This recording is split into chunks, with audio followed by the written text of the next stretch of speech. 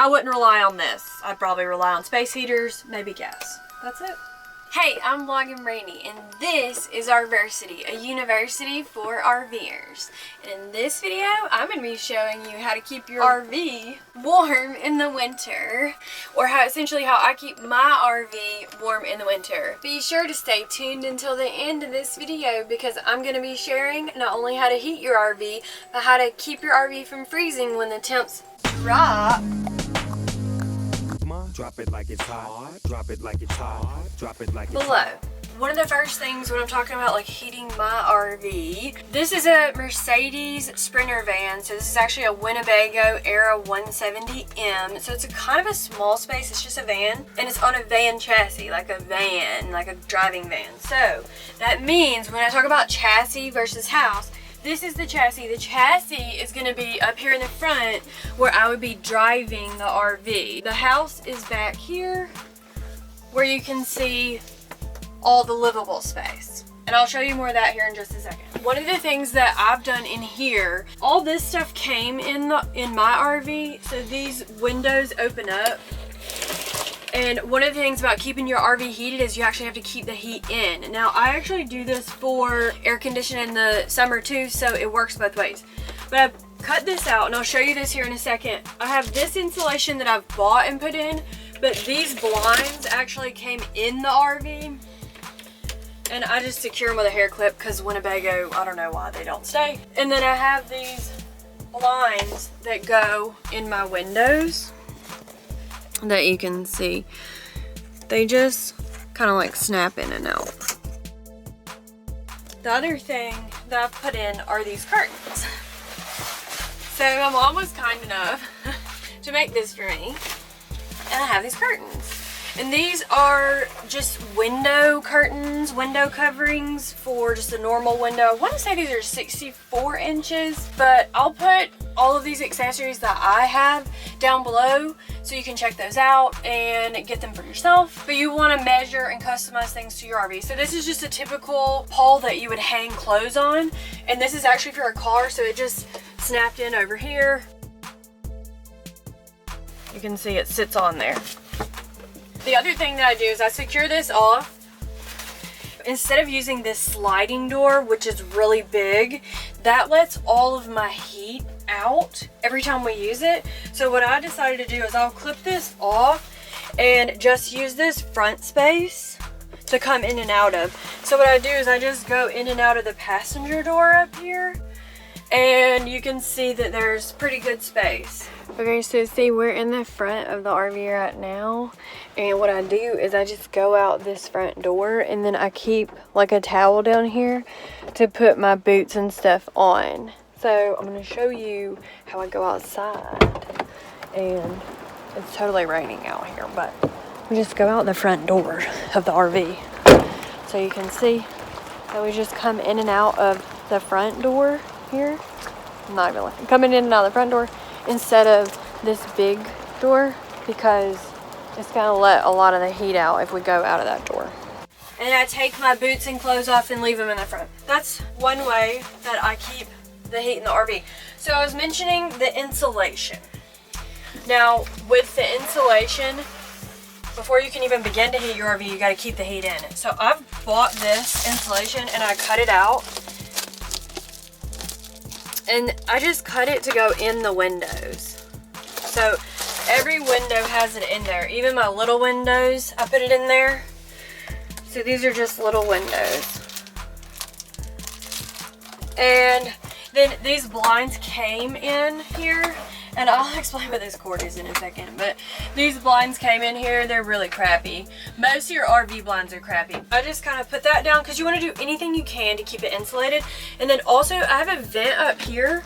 So this has some type of covering on it, but this is a vent that goes out, and obviously any kind of windows are going to be cold. But I bought this, I think this is Camco.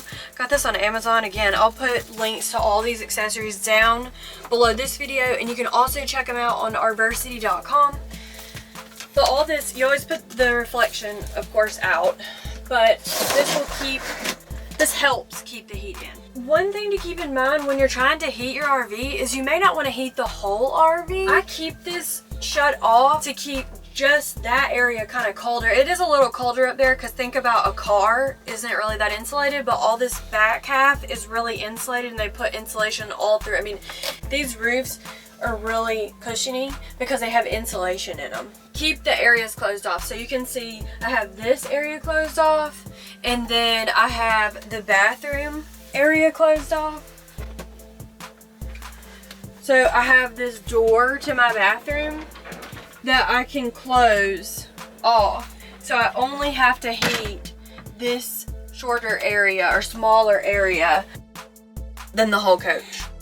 One thing I'm sure everybody wants to know about is how you actually heat the RV, right? Okay, so there's two ways. I have my Truma, which is built into the RV, and then I have space heaters. So let me explain how this works. So if I wanted to use the Truma, this is the unit that actually comes with the coach, and I can go through here and set the temperature in the coach to come on. So if I wanted to set this to 50 or whatever I want it to be.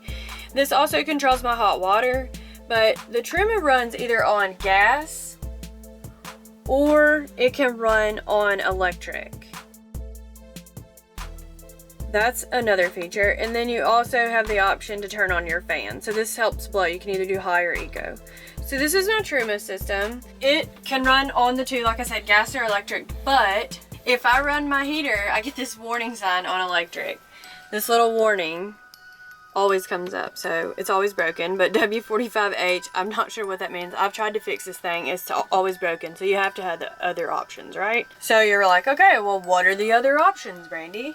That would be things like space heaters. You have to know how you can run these things. So if I'm going to run on electricity, I'm going to have to be hooked up. Okay, if I want to run something like this space heater, I can either hook up to a RV park or you can run the generator. So if I run my generator, I have to have propane. Some people's generators might be gas or diesel, but I have to have propane. So either way, I technically would have to have propane to run this if I'm not hooked up at an RV park. Now, some people say like, oh, can I hook up at the house?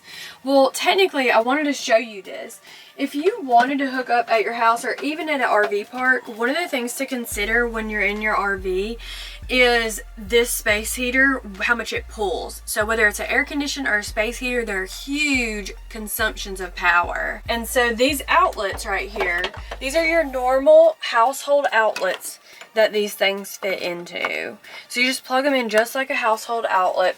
These are, I think, 120 volt outlets is what they call them. I'm using this cord, and you can see it goes out this window. So it's a little janky, but I have this in to keep the insulation in, and this is all in here. But essentially, I've put this cord out my window, and I'll show you from the outside what it looks like. Okay, so this is the cord that you can see coming down from the RV. And then you can also see this aluminum, but it's all the way around the windows. And then the cord comes over here, the yellow. You can see it comes, that yellow cord comes all the way down here, and we plug it separate into the power. And when I say separate, I mean because we have this other one that's plugged up, and that's my surge protector.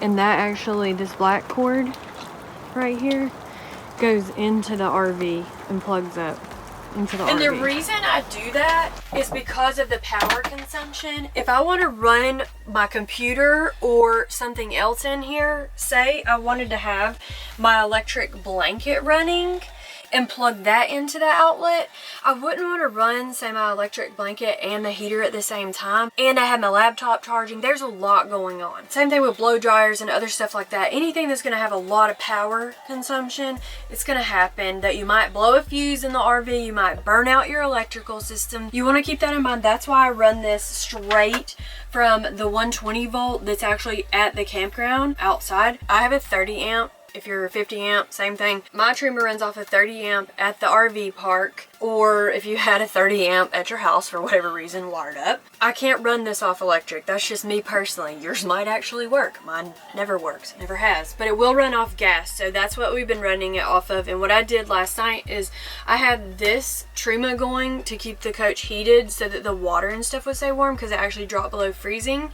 And if you haven't seen the video that I made about if your RV drops below freezing, I've put a link to that in the description below. And one thing I wanted to tell you is actually like what this is. This is a portable space heater, but it's a Holmes portable space heater.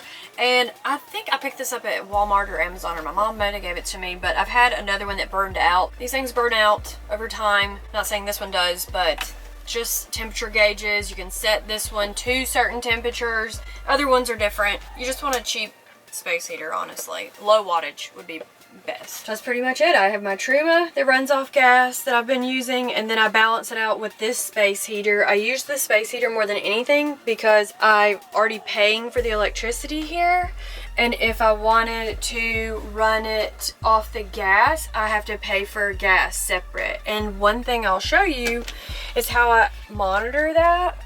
So I have my solar panel, which keeps my batteries charged, but that would not control the heat for us. And so what I do is I look at, this is my battery, but my LP tank, that's gonna be my gas to allow me to run my generator. What else in here runs off gas? Really the Truma or the generator runs off gas, or you can cook in here off the gas on the cooktop, and you can actually hook up a gas grill to the back. So one of the things that I forgot to mention, or that I haven't mentioned that I have, is this little handy small little thermostat.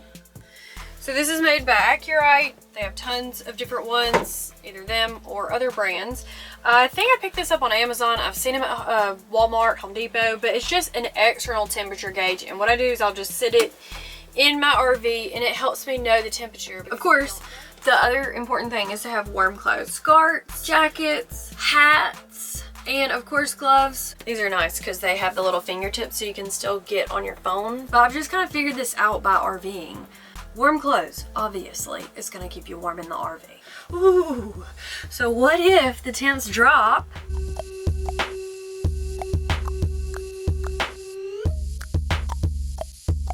Below freezing. Heating versus freezing is completely different.